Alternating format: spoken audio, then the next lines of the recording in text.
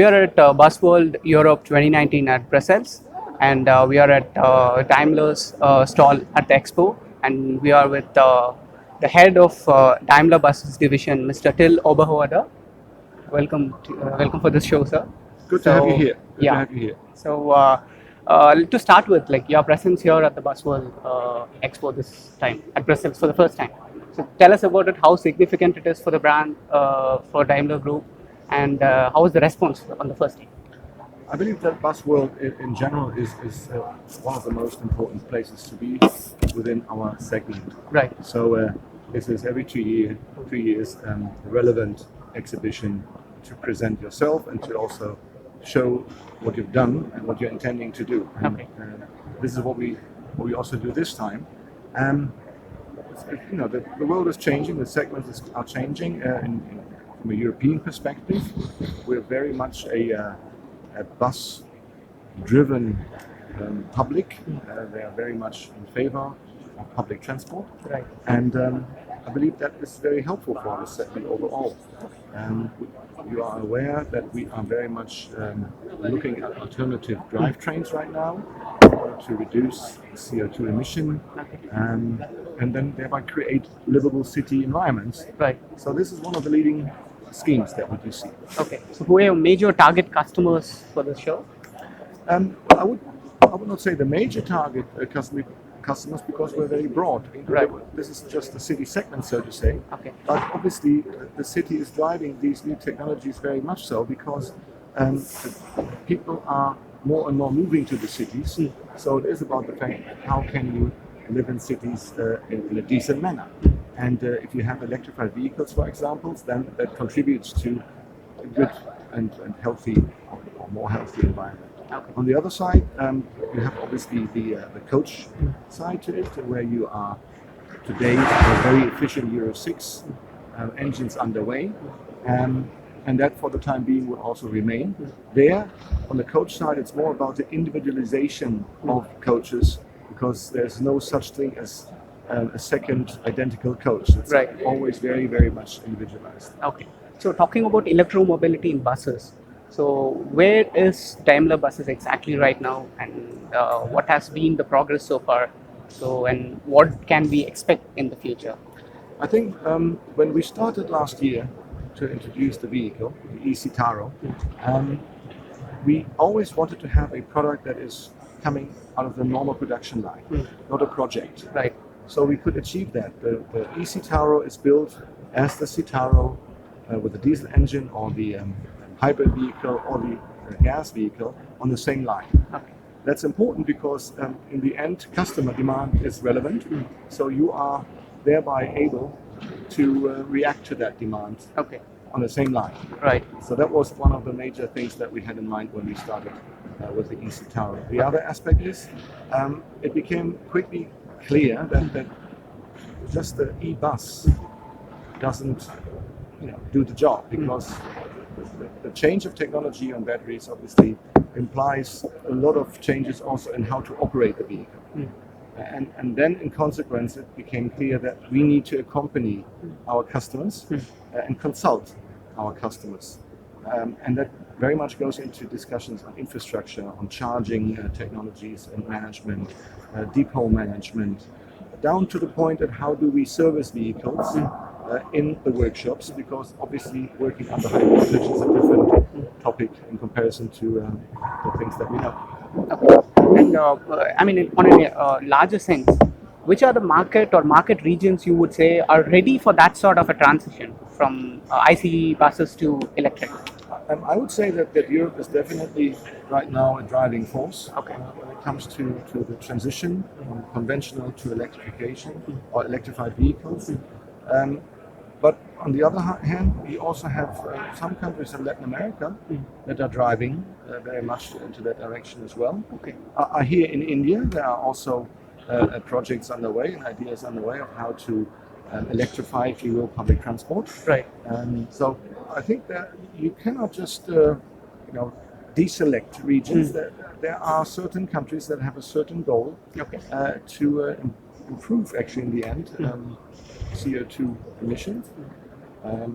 So I would say from a driving force point of view, Europe is very much the front runner, Okay. but speed is very, very high. Okay. Now, with the emergence of like connected public transportation systems other than buses, like we have proper metro systems, we have say mono buses or something like that. Now, how relevant are buses still in terms of public transportation? And probably you can answer this question with Daimler buses performance probably in the last year. Yeah, I can. Yeah, Yeah, I across international markets. Yeah, absolutely. Perhaps just one general statement. I believe it's never bus or rail. It is Okay. always something that goes together because it's an intermodality that we are talking about. Okay. Because it simply depends on the prerequisites of the city, for example. Okay. But what's our view to it? We have a lot of experience when it comes to public transport, mass public transport, under the, let's say, headline of bus rapid transit. What's the benefit of a bus rapid transit route? The benefit is that you fairly quickly can install a dedicated bus line. You have high capacity buses, mostly articulated buses, that are able to commute within 20-second distance, time distance, a lot of guests. Okay. The installation of a BRT system is time-wise and also from an investment point of view much quicker, Right. and less expensive in comparison to rail. So depending on how the need and necessity of a city is at that moment, very often you have then in conclusion a BRT system. And there are around about, I'm not 100% sure, but I think we have 180 BRT systems worldwide. Okay. We have a relevant share, I would say, in that segment as well. Okay, right. And if we see like Europe is kind of a very premium kind of a market as against Asian markets. So how is Daimler buses performing in Asian markets? I mean, we have in India now our production facilities. We Right. have the 9-ton and the 16-ton segment very much in focus. So that's just one major indication that we are in the region Right. to stay and to build up Okay. our business there, but not just for the region, I have to add. Okay. If you look at India, precisely where we are right now, located in Chennai, we also take a look at the possibilities to have India as an export hub established. Okay. Because there are many markets that want quality products coming out of our plants in Chennai. And in consequence, that's exactly the second stream that we are looking at when we talk about the region Okay. as well. Right. So it's both streams. It's locally and nationally, as well as internationally. Okay. And the interesting point about, say, Asian region in general is that you have different product concepts. You find countries or cities that are more on the side of a so-called integral bus, what we have as a European concept. Others prefer a chassis body logic, product concept that you would see very often in India as well. Okay. I mean, since you said like product lines are a little different. Now we know like what are the markets that the Indian exports cater to. Apart from that, are there any other say export hubs or product group for Daimler buses within the Asian region? And besides India, not. No. Okay. No, because we see India as our, let's say, our main hub. Okay. And you don't always build up plants anyway. We see Right. India as a very good place to be Okay. in terms of also then covering markets that are not necessarily within the vicinity of India, Right. but we are somehow conducting business in the Middle East. Okay. We are looking to the African region as well. So this is not really a limit to it. It depends always on what customers really want. Right. And there's another charming thing, since we have all the different brands within our organization, that allows ourselves as well to also react to customer needs when it comes to the brands. So to specify the vehicles under the brand of Mercedes-Benz Okay. or Bharat-Benz, Right. or even Fuso, if you would. Okay. So there's a specification aspect that I would. Okay. I mean, I couldn't resist asking this question. Like, you're the head of Daimler buses internationally, Yes. and so how do you see the bus segment as such is going to grow in the next, say, decade or so? I would So say what sort of technological as well as what sort of say business models are going to pick up in the next decade?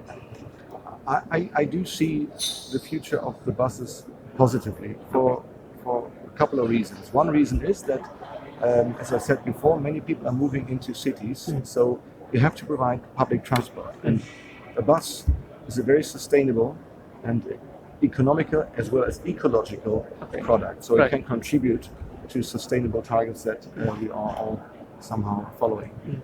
So it has a very strong place in this aspect of sustainable transport, and that creates obviously growth potential.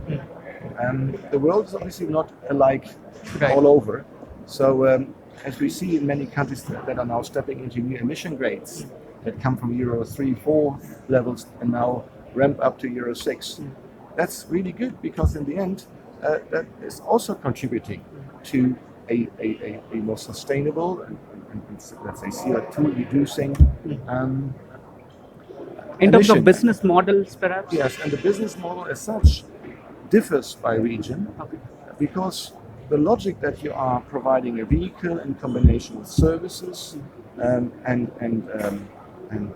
let's say the packaging of it, I think that basic logic is alike around the world. The difference is in the details because if you look to the technology of e-mobility, you have to have a much more different approach to utilize data and thereby create services that allow to operate a battery-driven bus. The charging logics are all algorithms, and in the end, that then allows a vehicle to operate in the manner that the operator wants. Right. If you don't know how to work with the algorithms, the vehicle won't charge, for example, and then it doesn't really work. So it depends on the regions where you are, and then in consequence we have to adapt to the local necessities. There's no one size fits all, but it's, from my point of view, always about the packaging, vehicle plus services, listening to the customer, listening to the region, and then have the precisely right answers. Okay, right. But not one size fits all. Okay.